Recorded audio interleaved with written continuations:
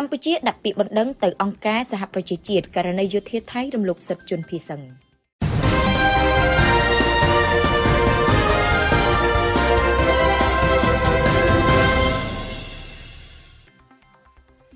គណៈកម្មាធិការសិទ្ធិមនុស្សកម្ពុជាបានដាក់ពាក្យបណ្ដឹងជាផ្លូវការទៅកាន់លោកស្រី Paula Gaviria Betancur អ្នករាយការណ៍ពិសេសអង្គការសហប្រជាជាតិទទួលបន្ទុកសិទ្ធិជនភៀសសិង្ហក្នុងប្រទេសបណ្ដឹងនេះធ្វើឡើងបន្ទាប់ពីរកឃើញថាយោធាថៃបានរំលោភសិទ្ធិជនភៀសសិង្ហកម្ពុជាយ៉ាងធ្ងន់ធ្ងរទោះបីមានកិច្ចព្រមព្រៀងបទឈប់បាញ់កាលពីថ្ងៃទី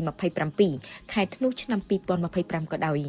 តាមរយៈសេចក្តីប្រកាសព័ត៌មានរបស់គណៈកម្មាធិការសិទ្ធិមនុស្សកម្ពុជាចេញផ្សាយនៅថ្ងៃទី26ខែមករាឆ្នាំ2026បានឲ្យដឹងថាគិតត្រឹមថ្ងៃទី25ខែមករាឆ្នាំ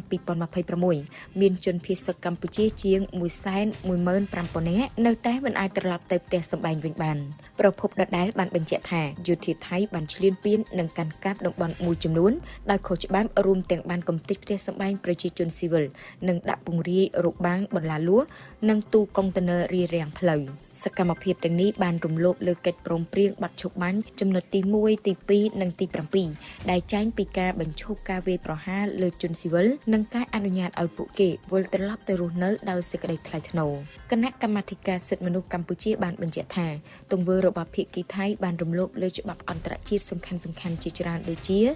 UDAR ICESCR ICCPR អនុសញ្ញាសិទ្ធិមនុស្សនិងអនុសញ្ញាទីក្រុងហ្សឺណែវឆ្នាំ1949ក្រុមងាយរងគ្រោះបំផុតរួមមានស្ត្រីកុមារមនុស្សចាស់និងជនមានពិការភាពកំពុងប្រឈមនឹងភាពក្រីក្រការបាត់បង់ការសិក្សានិងបញ្ហាសុខភាពផ្លូវចិត្តយ៉ាងធ្ងន់ធ្ងរគណៈកម្មាធិការសិទ្ធិមនុស្សកម្ពុជាបានសំណូមពរទៅកាន់អង្គការសហប្រជាជាតិស្នើឲ្យដោះស្រាយស្ថានភាពជនភៀសសិង្ហក្នុងប្រទេសកម្ពុជាជាបន្ទាន់អំពាវនាវឲ្យរដ្ឋាភិបាលថៃបញ្ឈប់សកម្មភាពរារាំងការវិលត្រឡប់របស់ប្រជាជនទាមទារឲ្យថៃដកកងទ័ពយោធាចេញពីទឹកដីកម្ពុជាដាក់បញ្ចូលករណីនេះក្នុងរបាយការណ៍ UN ថាជាការរំលោភច្បាប់មនុស្សធម៌អន្តរជាតិធ្ងន់ធ្ងរជំរុញឲ្យភាគីថៃសងសំណងការខូចខាតដល់ជនរងគ្រោះនិងធានាមិនឲ្យកើតមានឡើងវិញ